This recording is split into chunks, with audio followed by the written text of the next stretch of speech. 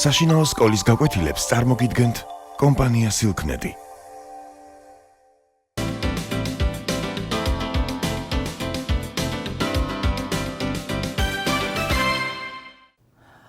მოგესალმებით, დღეს ჩვენ ვისაუბრებთ ბახტრიონში არსებული გარკვეული განსამარტი საკითხების შესახებ, რომ ადვილი იყოს ჩავწუდეთ ვაჟა-ფშაველას სათქმელს, რადგან გარკვეული წესების თუ ტრადიციების თუ გარკვეული სიტყვების უცოდინრობამ შესაძლოა გარკვეული დაბნეულობა გამოიწვიოს.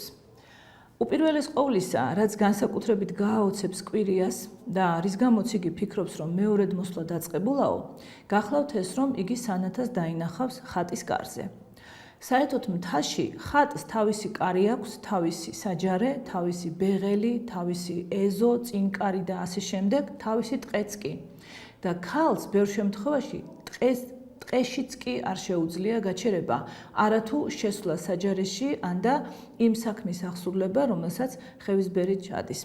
რადგან კვირიამ თავის და გასაოცრად დაინახა, რომ სანათა თვითონ კლავდა საკლავს, თვითონ ანთებდა სანთელს, თვითონ ლოცულობდა, ანუ იმ საქმეს აკეთებდა, რასაც როგორც წესი მამაკაციც კი ვერ აკეთებს ვერავინ ხევისბერის გარდა, მან მართლა ჩათვალა, რომ ისე ირღვევა წესები და ისე შეცვლილა ყველაფერი, რომ მეორედ მოსვლა დაწყებულაო. ამიტომაც ეუბნება იგი სანათას გაკვირვებული და უფრო თავის თავსაც საჯარეს დიაც რა უნდა არ თუ ეშინის დავისა. მარტოს აუთავს სანთლები და ხატიც უდიდებია, მარტოს დაუკლავს საკლავი თვითონაც უტყავებია.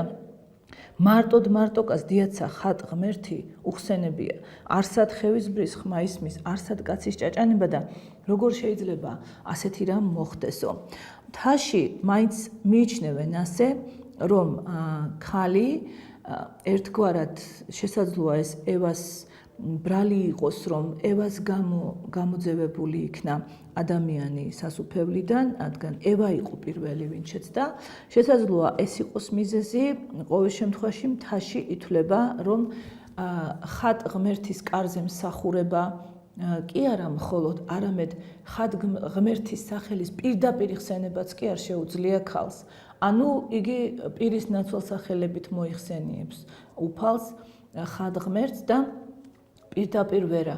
ამიტომ ამას მთაში ძალიან მკაცრად იცავენ და მით უმეტეს ლოცვა, ხევისბერის მიერ სათქმელი ტექსტი და საკლავის დაკლა მთლად გამორიცხული იყო ქალის მხრიდან.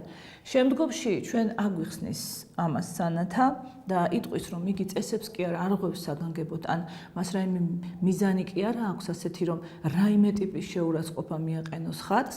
არამედ რადგან ხედავს, რომ ხატობა და არავინ მამაკაცი აღარ გამოჩნდა, ის გულისხმობს, რომ ვიღაცამ უნდა საქმე გააკეთოს და ვიღაცა უნდა მოემსახუროს ხატს და სულ არარაობას, ხატის მიტოვებას, კარის გამოკეტვას და იქაურობის დამტრიანებას და უყურადღებობას ჯობია მისი აზრით, რომ ქალი მაინც ალაგებდეს, გვიდეს და სისხლი მოაქციოს იქაურობასთან სანთელი დაანთოს, რომ ხატი უყურადღებოდ და უპატრონოდ არ დარჩეს. ხატის მსახურება ერთ-ერთი განსაკუთრებული მოვალეობაა მთაში და როცა მამაკაცს ავიწყდება, როდის არის ხატობა და მამაკაცი არ ცდილობს ხატობაში მონაწილეობის მიღებას, მთელი თავისი ოჯახით, მაგრამ ქალები ელოდებიან იქ, სადაც შეიძლება რომ ისინი იყვნენ გაჩერდნენ და იქიდან შესცქერიან თქვათ, ან ვერ გადავლენ რაღაც გარკვეულ საზღვარს, მაგრამ მთელი ოჯახი მონაწილეობს ცხადია ხატობაში.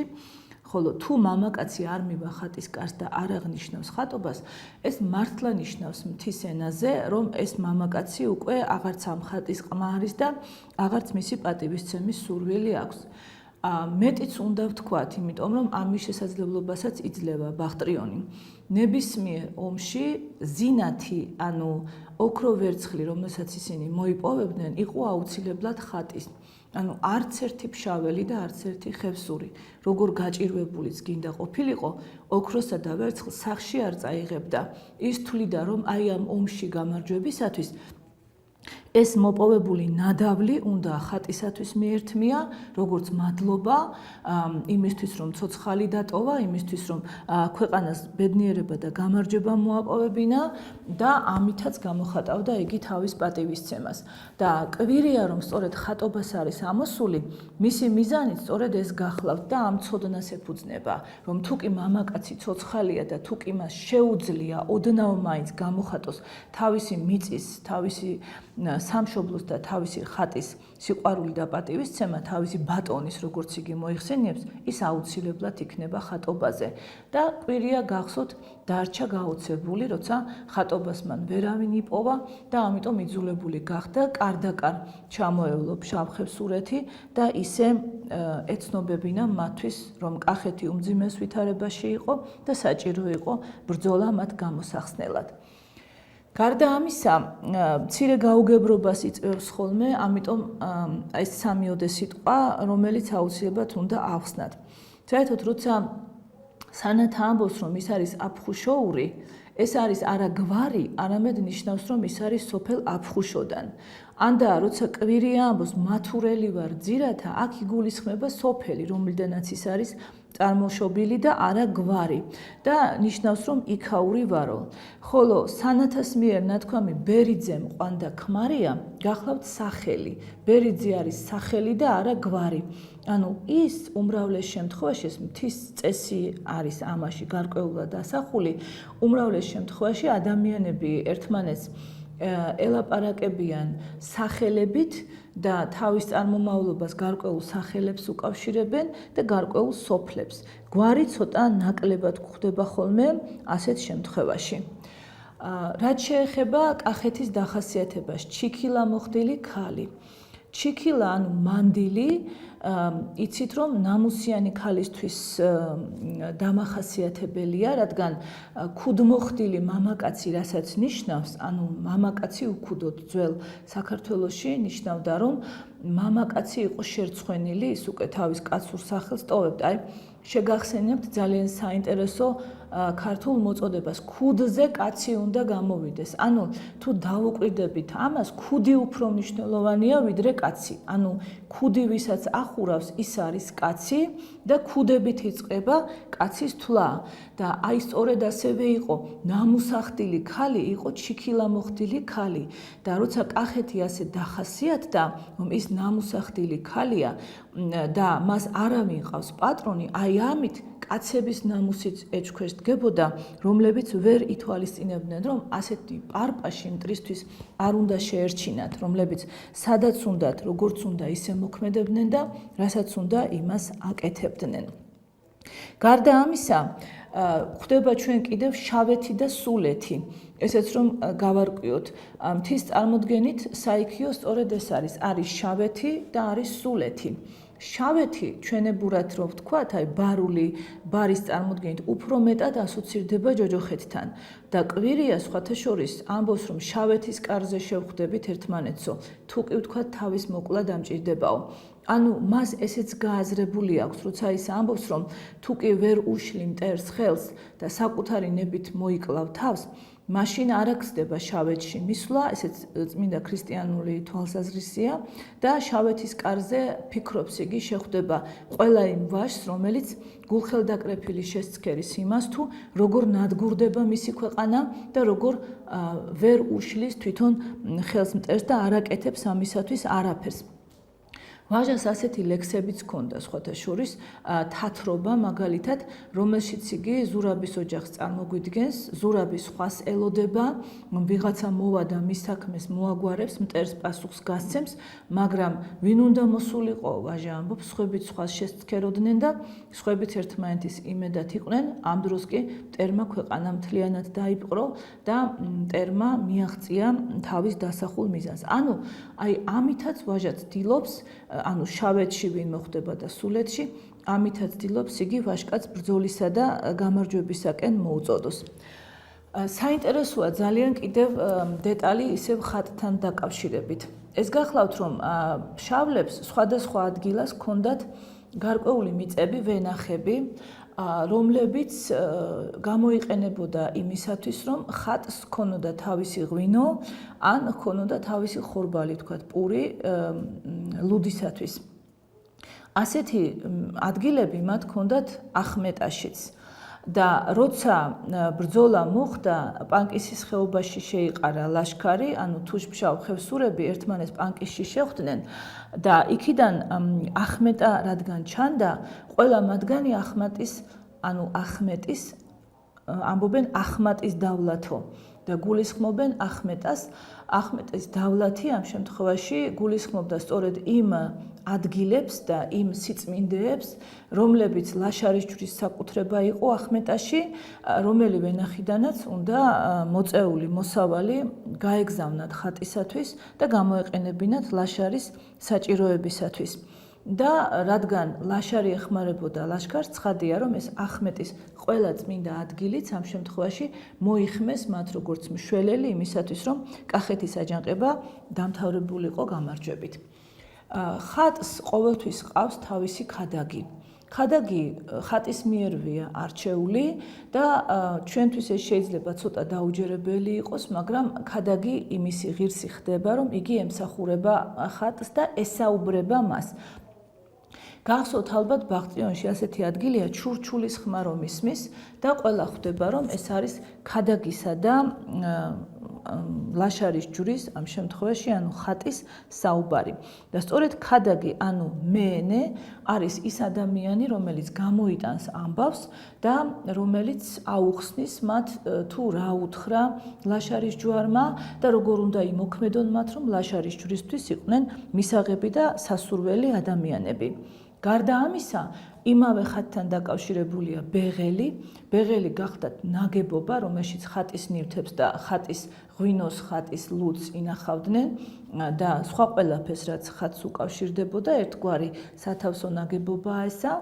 და აქვე საინტერესოა, სამღვთოც არის ნახსენები, სამღვთო არის წვეულება დიდი, რომელსაც გადაიხდიდნენ ამა თუ იმ ხატის მსახურები, იმისათვის რომ მოეპოვებინათ ხატის კეთილგანწყობა ბრძოლის წინ, თქვათ, ან მადლობა გადაეხადათ მისთვის ბრძოლის შემდეგ. ამ პურობას თავისი წესები ჰქონდა, ის ნამდვილი ლხინი უნდა ყოფილიყო და არა ღრეობა, დათრობა, ერთმანეთის შეურაცხყოფა და ასე შემდეგ, პირიქით საოცარი სიყვარულით უნდა მოქცეოდნენ ერთმანეთს. და კიდევ ერთი წესი, რომელიც ხატთან დაკავშირებულია, გახსოვთ ალბათ, რომ წიწოლა გამოიქცა ომიდან, მან უღალატა ლაშქარს და ორი რამ შეასრულეს წიწოლას წინააღმდეგ. ერთი, თასი დაღვარეს ხატშია. ეს რას ნიშნავს? ანუ ხატი, რადგან ხატის კარზე ძირითადად იყო ლუდი და ლუდს ხარშავდნენ, ამიტომ ხატი, ვთქვათ, დალოცავდა ადამიანს, ეს ნიშნავდა, რომ ეს ლუდი უნდა შესმულიყო ბოლომდე, მაგრამ თუ კი ლუდს დააქცევდნენ კაცები და ხევისბერი და ამას გარკვეულ სიტყვას მოაყოლებდა ხევისბერი, ეს უკვე შერისხვა იყო იმ ადამიანისა. რადგან მოღალატე განსაკუთრებით სძულთ მთაში, ამიტომ ხატი დაღვარეს, რომ ხატში დაღვარეს ლუდი, რომ ამისთანა ადამიანი აქ არასოდეს აღარ ყოფილიყო და შემდეგ კი საფლავი შეუკრეს.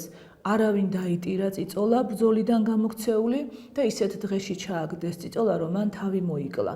იმდენად ეჯავრებოდა ამ ხალხს მოღალატე და მხოლოდ დედას ჰქონდა მისი დატირების უფლება და ისიც ასე ტირის წიწოლას, რომ მერჩია შენს ნაცვლად გველი შემძენო და თუ ასე შემარცხვენდი და თუ ასე ჩემს ქალობას საჯაროდ შეარცხვენდი, თავს მომჭრიდიო. კიდევ ერთი, რაც აუცილებლად განსამარტავია, ეს გახლავთ ორიობოლი ძმის ზღაპარი, რომლითაც მთავრდება ბაღტრიონი. საერთოდ ამ ზღაპარს სხვადასხვანაირად ყვებიან, სხვადასხვა ვერსია არსებობს მისი, მაგრამ არსებითი ხაზი ორიობოლი ძმის ზღაპრის გახლავთ ის, რომ ტყუპ ძმას შეუყვარდება დედოფალი, მეფის ასული.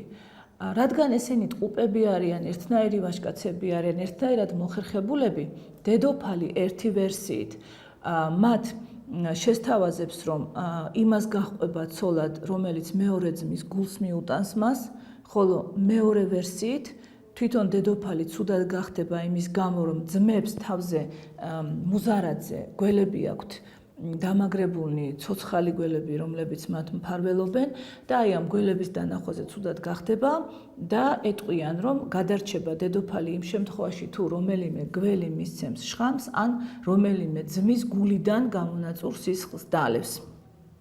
გველები უარს იტყვიან შხამის მიცემაზე, ამ მეორე ვერსიის მიხედვით და ორივე ვერსიის მიხედვით ბოლოს ასეა, რომ ერთ-ერთი ძმა კეთილი უარს ამბობს ძმის მკვლელობაზე, ხოლო მეორე ძმა შეცდება, გარკვეულად კაენურ ცოდვას დაიდებს და გადაწყვეტს, რომ ძმას ამოაჭრას გული. როგორც კი იგი ჩასცემს ხანჯალს ძმას, გველი დაგესლავს მას და ამ ავადმყოფ, ანუ დაჭრილ ძმას მოაბრუნებს. ვაჟა-ფშაველა იღებს შემდეგ ვერსიას ამ ზღაპრიდან. იგი ყველაზე მეტად ყურადღებას მიგვაქცევინებს იმაზე, რომ გველმა ადამიანი განკურნა.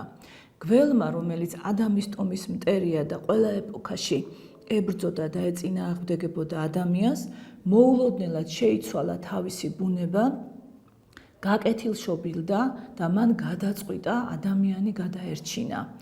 ლუხუმი იმდენად მოეწონა მას და იმდენად შეებრალა ასეთი ვაჟკაცი სასიკვდილოდ, რომ ვაჟა როგორც ამბობს, აი ეს მზის გულზე გაწოლილი, ნებიერი გველი, რომელიც თბებოდა და რომელიც თავს კარგად გრძნობდა და დიდრონი ტანის გლარზუნით მიდიმოდიოდა, ლუხუმის დაჭრილის კნესარის დანახვაზე გადაწყვეტს, რომ მოაბრუნოს იგი და აყრუებს ტყესა და ველსა, ოხრითა და კვნესითა რაოდენითაო და შემდეგ წყალს უზიდავსო ღამ-ღამო, ეს უკვდავების წყალთან ასოცირდება და თვითონ ცდილობს, რომ იგი გადაარჩინოს და ღამ-ღამ ზღაპარსაც უამბობს ორი სობოლის ძმისასაო. ანუ აი ამით ვაჟას რის თქმა უნდა, რომ იქ ობოლი ძმების ზღაპარში გველმა გადაარჩინა ადამიანი მისი გულით მოხიბლულმა, ასე ვთქვათ, რადგან მან ამ შემთხვევაში არ გაიმეტა სასიკვდილოდ ძმა. აქაც ლუხუმი, რომელიც ძმებისათვის თავდადებული, ძმებისათვის მებრძოლი, თავგანწირული და დაჭრილია, იმდენად მოსაწონი ვაჟკაცია, რომ თვით გველიც კი ადამის ტომის მტერი ბოროტების გზას გაუშვებს, სიკეთის გზას დაადგება და მას მოარჩენს. სრულიად საგანგებოდ უამბობს იგი ორი ობოლი ძმის ზღაპარს, რომ ჩვენ ამით კიდევ ერთხელ გავიაზროთ, რომ ზღაპარიც კი რეალობად გადაუქცია ლუხუმმა საქართველოს და გვითხრას ვაჟამ, რა ფასი აქვს ნებისმიერი ვაჟკაცის, ნებისმიერი ადამიანის ღირსებას ნებისმიერი ქვეყნისათვის. მან გველს შეუცვალა ბუნება და იმისთვის, რომ ეს კავშირი კარგად გაიბას, გაგახსენებთ, როგორ ტირის სანათა. ტრისამც ეს ნიშნავს მტერსაც კი გაუჭირდებოდაო. დედასა გველი ჰკბენს და ჩაუძრება უბეთა, გმირთა აღბრძელთა ძუძუებს გაიხდის თავის ბუდეთა. ანუ გველი, რომელიც გმირების გამზრდელ დედას უბეში უძრებოდა და ძუძუზე კბენდა გმირთა გამზრდელზე, აი ახლა ამ გმირის გადამრჩენელი და ამ გმირის ფეხზე დამყენებელი შესაბამისად დედამისის გამხარებელი გახდა. ეს არის ის დიდი სასწაული, რომელიც ვაჟას აზრით მხოლოდ ზღაპრებში არ ხდება, თუკი ჩვენ ლუხუმისნაირი თანამემამულე გვყავს. დიდი მადლობა ყურადღებისთვის.